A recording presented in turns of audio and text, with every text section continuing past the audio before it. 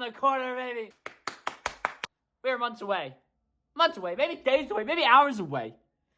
I might wake up in the morning and Bitcoin's doubled in price. I don't even know. What do you have to say, Winnie? I'm not even at my house right now. I'm taking care of the dogs. Okay, hang on. There's a lot of important things to cover because one of two things are going to happen. Either number one, the bull run is initiated, and we're going to be screaming like wow dogs like these guys. We're going to be so freaking ramped up and just dialed in making money. Or number two is going to happen, and not to get political over here, it is kind of contingent upon the Mr. Trump to win this election. Because for whatever reason, the policy is important. Policy is important. Expectations are important. So I don't know. I don't think the elections are going to matter too much. The reason why is because this is a technology that's going to take over the world no matter what. And however, in the short term, it could absolutely impact the market prices. So I don't want something that's out of my control. To debunk what I'm saying right now. So I give it up. If I talk about chances between 1 and 2, 1 we go up, 2 we go down, and we got to wait a couple of years or a couple months or whatever, yada, yada, yada. I give it 50-50. That's all you need to know. And I follow Alex Becker. If you can't tell, if you see this, you probably see Alex Becker. And if you can't tell, I probably just copied his style because... And it's useful for you guys because my last video got a total of 11 views. That means 11 people are more likely of achieving financial independence through owning Bitcoin and dollar cost averaging for the rest of your life, because that is what we should all do. So let's get right into the video. What do we need to know? I got a couple of topics that we're going to walk through step by step. And if you can't tell, I'm in a different setup today. And my computer right now is being shipped out to China so the little children can fix the parts. Because it's kind of f***ed up. I don't know why I said that, but I mean, the truth is, like, we all live off the backs of child slaves. Like, I'm recording off of a phone that was screwed in by a 12-year-old in China. Perception really f***s with me, just knowing. Sometimes I wish I just didn't know things. So Bitcoin today, recently, if we look over the last 7, let's do 30 days, we had a little bit of a pump. You know, Bitcoin was going up. We hit 66,000 and went down to the low. Oh my God, wait, it went down to 49. All right, so we're at 60 right now. We're in great shape right now. The first thing I want to walk through is BlackRock, these institutions, they're buying up Bitcoin. BlackRock just bought they own 21.6 billion, and they bought almost about $1 billion in the month of August. That is almost 1% of Bitcoin's entire market capitalization. That means they're buying up a large percentage of Bitcoin. And there's only 5% available supply for these large corporations to add onto their balance sheets.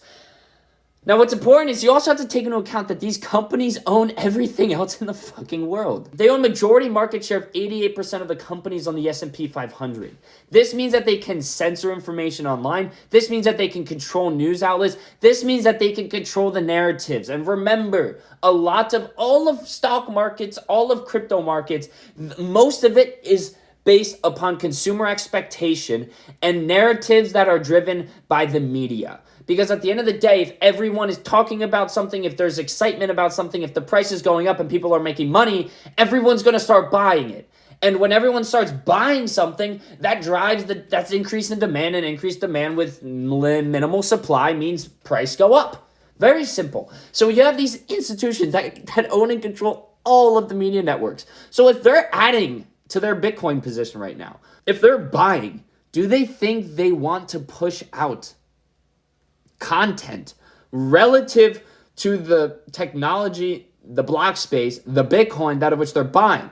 No, they want to censor the out of it in the meantime so they could buy it cheap. I'll give you another example. Back in the day, last bull run, when Jamie Dimon wanted to add on to a position in Bitcoin, what did they do? He went on the news and said, Bitcoin is a scam. Anyone who works for my company, if you buy Bitcoin, you would be instantly fired. And he terrified everyone in the market. The Bitcoin price dropped like 20-something%. The very next day, the largest purchaser of Bitcoin was Jamie Dimon himself. So you need to understand the people that control the media, the people that own the media, they're going to control the narrative to their own advantage so then they can buy when there's a huge sell-off, and they're going to sell when of which all the little guys, the retail investors, you watching this video after it's gotten 20,000 views because they've stopped censoring this information so then you would go buy it, that's when they're going to sell it. and they're going to liquidate and take your money. Now, Bitcoin, and that's the other thing. I shouldn't be saying this because at the end of the day, Bitcoin is all about buying, holding, and never selling. So topic number 1, institutions own the media controls the narrative, and the narrative implies whether price goes up or price goes down. Right now, all of this content is being censored. How do we know that? Well, if we look at here, this is trends.google.com, you can look at the trends of Google searches and what the mass population is actively searching. And we can see here, the Google search for crypto is at an all-time low. And the price of Bitcoin at the same time is at an all-time high. So what does this mean? The narratives, it's being censored. And if it wasn't being censored, we would have far surpassed the all-time high already. So the question is, I can't tell you when this bull run's going to happen. I know it's going to happen at some point in time. However, it's not going to happen until these big corporations say it's ready to go. And when they say it's ready to go, you're going to begin hearing about the bull run. You're going to be hearing about Bitcoin, crypto, Ethereum, Solana, how there's multimillionaires being made within this new space, hyping it all up so you all buy it. And this is going to be on every mainstream news station. My videos are going to blow the up and that's why I'm making this. I'm creating a YouTube channel. I'm creating a library of videos because I'm predicting what's going to happen so that when it does happen, I'm the only person out there with the content that of which the consumer yourself is demanding to watch. And if I have that library before anyone else, I'm going to get majority market share of the crypto content consumption market, if that all makes sense. Now, understand that. Right now, Bitcoin's at an all-time high. Content consumption of cryptocurrency, of this huge technological advancement that we're going to make a ton of money off of is at an all-time low. At the same time, Bitcoin's at an all-time high. Can I say it again? I already just repeated myself 20 times. On to the next subject. Now, here's the reason why I think it's highly likely this all kicks off in September. The large institutions are going to begin pumping this stuff out on the media. They're going to surpass the all-time high, and we're going to go into a new all-time high, that of which is going to support the Biden-Kamala administration because they're going to be like, look, the market, the economy is doing great. Everyone's making money. Vote for us. And at the same time, this is all going to align with the policy that of which we're about to see kick in because Jerome Powell just announced and literally said word for word, the time has come for policy to adjust. And what this essentially means is that there is 100% chance of at least a 25 basis point drop, whatever, in interest rates. This means interest rates are going to go down at least 0.25%. Now, I personally think it'll probably go down half a point. Either way, it doesn't matter. What matters is that they're easing policy. And what also matters is that when they drop interest rates, this increases the purchase and consumptions of goods and services. This also increases people's tolerance towards risk. And when there's a tolerance towards risk, higher risk like tech assets, also new markets such as Bitcoin, the best market, tends to be bought. And this is, it's the 4-year cycle where they drop interest rates, print money, increase the money supply. And when the money supply goes up, everything goes up, understand? So point number 2 has been made. Interest rate cuts are definitely coming in the next meeting, which is September 17th or 18th or whatever.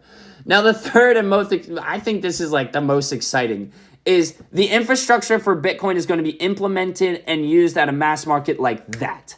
What I mean by that is Apple is going to want to make money off of this new technology. So how is Apple going to do that? Do you remember when Apple Pay wasn't a thing? And people were like, oh, Apple Pay was just coming out. Some people use it. None of the stores had it, right? Well, guess what? Every fucking merchant out there, every retail store, every online store has the access for you to use Apple Pay. So what Apple has the ability to do now is they have the ability to buy Bitcoin, add it on their balance sheet, and then use the infrastructure that of which we all operate within, and then enable Bitcoin within that network so then everyone can instantly use Bitcoin across the entire world/country.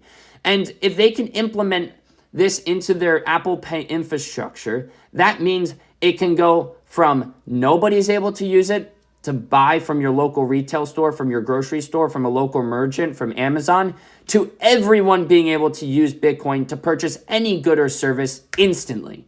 That essentially means that everyone is going to begin using Bitcoin on a daily basis. And right now, nobody does.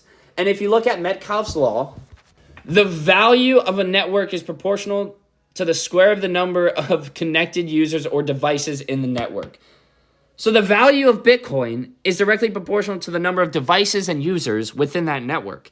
And right now, nobody's using it. There's like 400 million people out of the 9 billion that own some, but nobody uses Bitcoin on a daily basis to purchase goods and services. Everyone uses US dollar, as we have been the standard currency of the entire world for the last couple hundred years, I think. The reason why this is so important is if we go from 0 users to everyone in a very short period of time, that means price goes to the moon.